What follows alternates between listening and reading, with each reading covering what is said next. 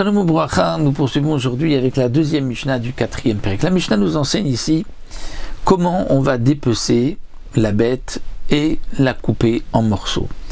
Le korban tamid était un korban ola qui devait être entièrement brûlé sur le misbéach, à part la peau qui était donnée au kohanim. Donc ici nous dit le Tana de la Mishnah, lo haya shover bo et regel, c'est-à-dire on ne coupait pas le pied comme c'était l'habitude des bouchers qui eux avaient l'habitude de couper le pied avec la peau. Donc là on ne coupait pas, on ne brisait pas le pied. Et la nokvo mitor arkuvo vetolebo, on faisait un trou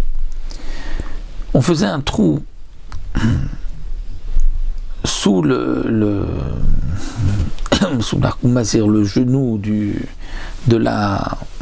sous le genou du pied arrière, donc du pied arrière de la bête, et tolebo, et on accrochait le korban à l'anneau comme nous avons vu plus haut dans le Beth Hamikdash, où il y avait des poteaux avec des anneaux, et donc on accrochait là-bas le korban par ce trou qu'on avait fait, donc sous le niveau du genou de la bête.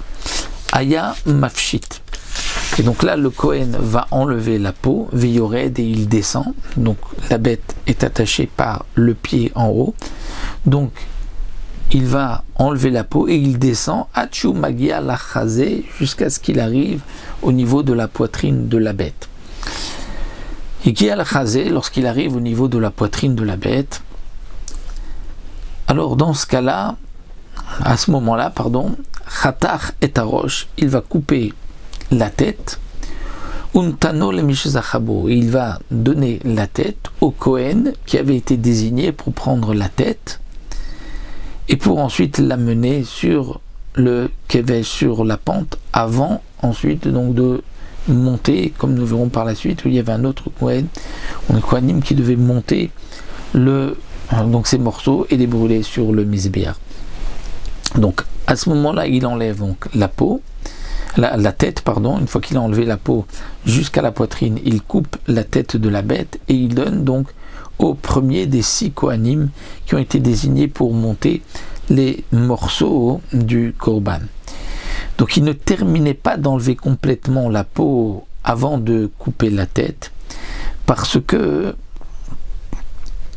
si la peau coupée complètement, il aurait ensuite il avait enlevé toute la peau, il aurait du mal à couper la tête juste au niveau du cou. Donc c'est pour cela que il n'avait pas terminé de dépecer la bête, qu'il coupait la tête et il la donnait donc au Kohen. Ensuite, Ratar et Keraim, il allait couper les Keraim, les quatre pattes de la bête. Alors bien sûr, en dessous du genou, puisque la bête est accrochée donc au niveau du genou, donc c'est la partie qui vient après qu'il va l'enlever, qu'il va couper, et aussi Untanam le Mishzachabaim va donner au Kohen qui doit les porter, les prendre. Merak et Taefshet, il termine de dépecer la bête, Kara et Alev et Damo. Il va déchirer le cœur de la bête et il va sortir le sang. Puisque il y a dans le cœur du sang qu'il faut enlever avant donc de brûler sur le misbéach le sang, le cœur, et donc il va enlever le sang.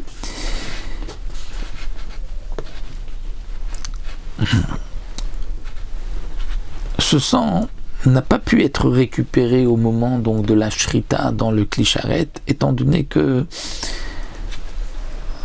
justement la bête, au moment où elle meurt, donc il y a du sang qui vient de la shrita et qui revient dans le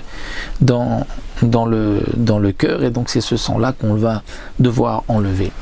Donc ensuite Ratar et Yadaim, il va ensuite couper Yadaim, c'est-à-dire les pattes avant. Donc au départ il avait enlevé juste les Keraim, c'est-à-dire c'est la fin des pattes, les Keraim. Là il va couper vraiment les pattes avant, et il va les donner à celui qui doit les porter. Donc c'est-à-dire qu'on divise les pattes en deux. Il y a ce qu'on appelle donc yadaim, les pattes avant, et il y a raglaim, les pattes arrière, mais il y a aussi les keraim. Keraim, donc c'est la fin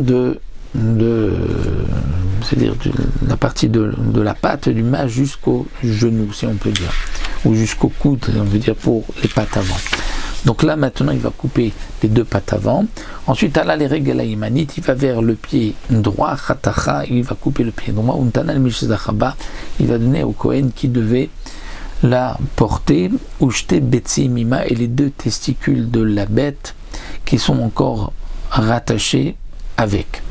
Kerao, il va ensuite déchirer l'agneau, Venimtsa Kulo Galoui Lefanav, donc l'intérieur, et l'agneau est donc entièrement ouvert devant lui, et donc là il peut même voir les parties internes des entrailles de la bête.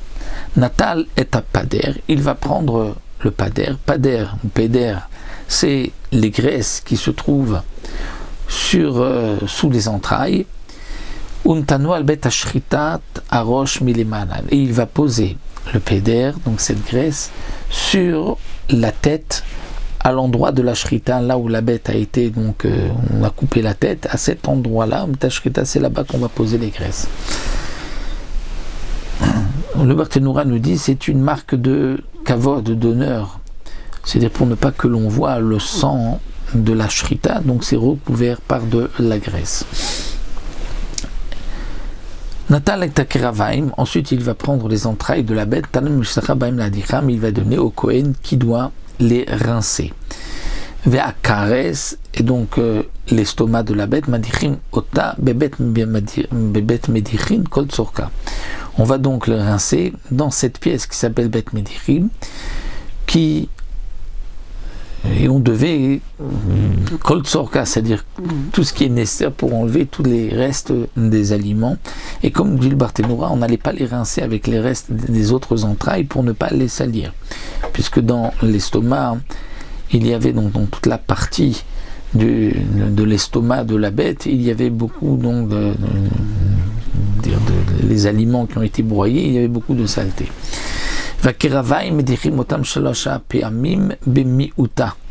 Et les entrailles, on devait les rincer 3 fois bemiuta, c'est-à-dire au moins.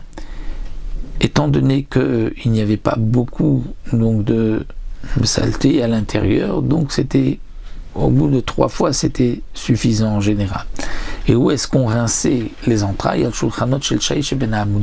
Sur les tables de marbre qui se trouvaient entre les hamoudim, où on accrochait les bêtes comme nous l'avons vu, et sur ces tables de marbre, afin que la bête reste au frais, puisque le marbre est froid, et que les entrailles ne pourrissent pas.